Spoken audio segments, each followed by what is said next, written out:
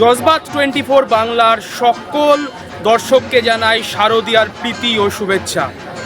আজ মহাষ্টমী, আর এই মুহূর্তে আমরা রয়েছি বেলুড় মঠ প্রাঙ্গণে।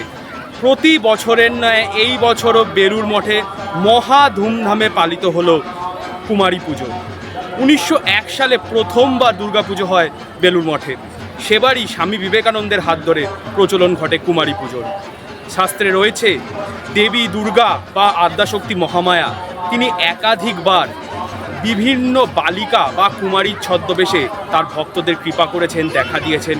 পাশাপাশি তার কুমারী রূপে অসুরবধের কথাও রয়েছে হিন্দু শাস্ত্রে। ঠিক সেই কারণে মহাষ্টমীর এই পুণ্য তিথিতে দেবী দুর্গাকে কুমারী রূপে পুজো করা হয়, আর সেই রীতি বছরের পর বছর ধরে চলে আসছে এই বেলুড় মঠে। এবছর বেলুড় মঠে কুমারী রূপে পুজো করা হলো উত্তরপাড়ার 5 বছরের মেয়ে শ্রীনিকা মুখোপাধ্যায়কে।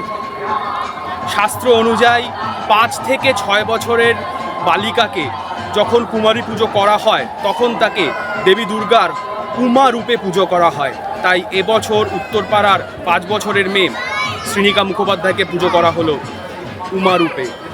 দেবী দুর্গা একাধিকবার কুমারী রূপে বা বালিকা রূপে দর্শন দিয়েছেন তার ভক্তদেরকে। সেই কারণেই বারবার প্রতি বছর তাকে পুজো করা হয় কুমারী রূপে। 1 থেকে 16 এই বয়সী বিভিন্ন মেয়েদেরকে তা কুমারী পুজো করা হয়ে থাকে। আর এই বছর বেলুড় মঠে পুজো করা হলো 5 বছর বয়সী শ্রীনিকা মুখোপাধ্যায়কে, যার বাড়ি উত্তরপাড়া। আমরা দমদম ক্যান্টনমেন্ট থেকে এসেছি। বেলুড় মঠে আজকে অষ্টমী পুজোর দিন কুমারী পুজো হয়, যার জন্য তাড়াতাড়ি আসার চেষ্টা করেছিলাম, কিন্তু দেখতে পাইনি আমরা বাই চান্স। তো এমনি সব ভালো ছিল, দেখতে খুব সুন্দর লাগছে। ভিড়, প্রচুর ভিড়, অনেক ভিড়ের জন্য দেখা যায়নি আজকে। ঠিক আছে, পরের বছর তাড়াতাড়ি আসার চেষ্টা করবো। হ্যাঁ, ভোগটা অবশ্যই খাবো, ওটা মিস করবো না। তো আমার নাম বৃষ্টি। দেখলাম পূজাটা হয়ে গেছে, আমি দেখতে পাইনি। হ্যাঁ, এত ভিড়, অনেক ভিড়, লোকজন আর অনেক আগেই হয়ে গেছে, আমার আসতে লেট হয়েছে, এই জন্য দেখতে পাইনি।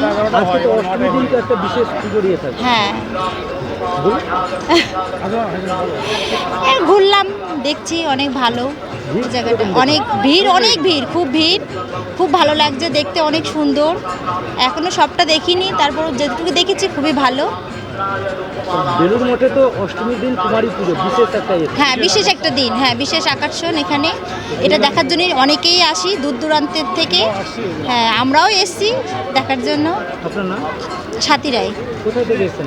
আমি দমদম ক্যান্টনমেন্ট থেকে এসেছি।